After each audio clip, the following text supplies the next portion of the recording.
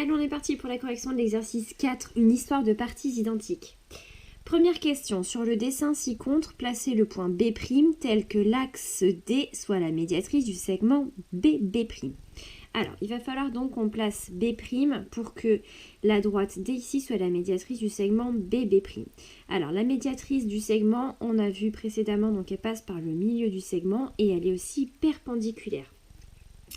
Donc, ça veut dire que ici, il faut déjà que je cherche la perpendiculaire pour pouvoir placer mon point B'.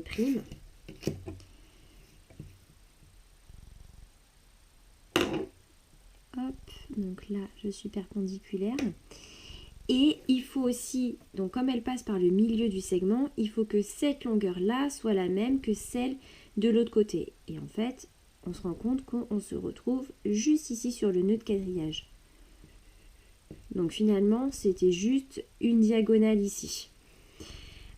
Donc première question, on l'a faite. Ensuite, deuxième question, de la même façon, placez les points C, D', E, F', G et H', de sorte que D soit la médiatrice des segments CC', DD', EE', FF', GG' et HH'. Donc là, on va faire exactement le même procédé avec les autres points. Donc, hop, pour placer le point C, il faut ici qu'on soit perpendiculaire, comme la médiatrice du segment est perpendiculaire au segment. Hop.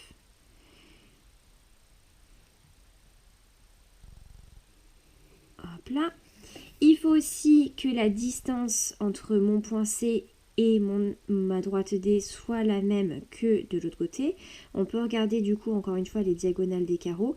J'en traverse 1, 2, 3 diagonales. Donc 1, 2, 3 diagonales. Donc le point C, il est là. Et de cette façon, ma droite D est bien la médiatrice de mon segment CC'. On continue donc avec, ici on a D. Donc c'est exactement le même principe que précédemment. Mon point, il est là.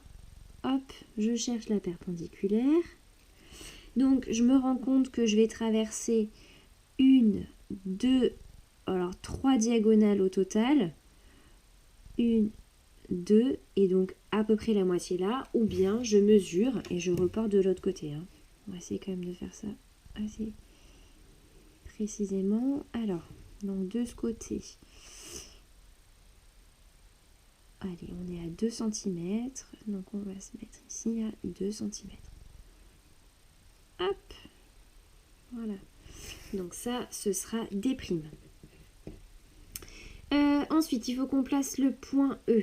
Alors, on a E'. Si on se met à la perpendiculaire là, la distance qui est ici, on doit la retrouver de l'autre côté. Donc, on est exactement à l'autre bout de notre carreau. On est là pour le point E. Ensuite, le point F, il est là. Donc, F', c'est toujours pareil. Hop, dans la diagonale, on est là. Ensuite, le point G. Alors, on a G' qui est ici. Donc, à la perpendiculaire, on va retraverser une diagonale entière. Une diagonale entière, on est là. C'est le point G. Et enfin, H'. Donc, notre point H, hop, on doit traverser la diagonale ici. D'accord ? Donc, on peut suivre les diagonales. Et après, il faut juste reporter la longueur. Donc, on mesure 7 mm ici. Et ça, c'est le point H'. Ok.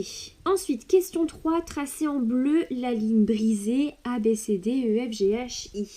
Alors, c'est parti. On trace la ligne brisée. Donc, A, B, C,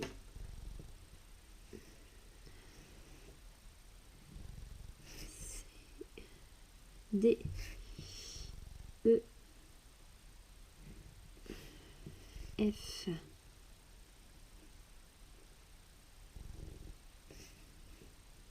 G, H, I.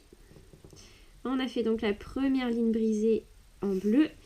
Et ensuite, question 4, tracez en vert la ligne brisée A, B', C', D', E', F', G', H', I.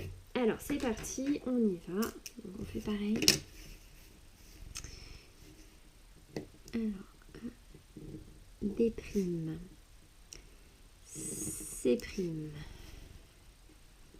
D', E',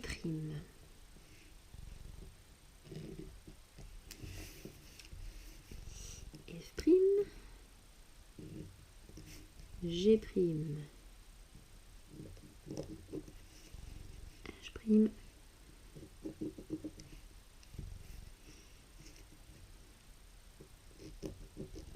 hop, et on revient ici au point I. Voilà. Et enfin, dernière question, sais-tu comment on qualifie ces lignes brisées par rapport à la droite D? Donc on s'aperçoit que la partie bleue, si on plie selon la droite D, la partie bleue va se retrouver exactement sur la partie verte. Donc en fait, on dit que ces deux lignes brisées sont symétriques par rapport à la droite D. Donc on va l'écrire, elles sont symétriques.